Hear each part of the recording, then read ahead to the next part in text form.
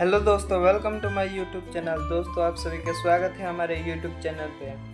आज हम बनाने जा रहे हैं राम जी की स्केच ड्राइंग।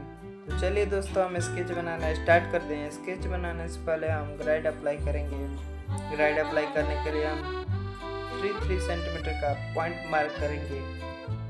हम चारों तरफ से पॉइंट को अच्छी तरह से मार्क करेंगे, जिसे हम लाइन में कन्वर्ट करेंगे।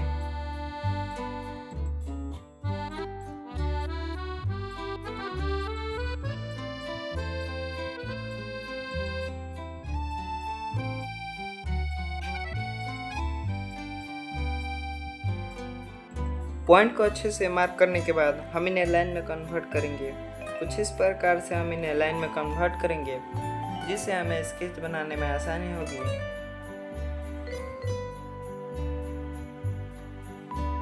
लाइनिंग को अच्छी तरह से कन्वर्ट करने के बाद हम इनमें नंबरिंग डालेंगे, ऊपर में 1 से 7 तक और ऊपर से नीचे की ओर 1 से 10 तक। नंबरिंग डालने के बाद हम स्केच पॉइंट को मार्क करेंगे, जो कि ऊपर में है 3 और ऊपर से नीचे की ओर 5। तो चलिए दोस्तों, हम स्केच बनाना स्टार्ट करते हैं।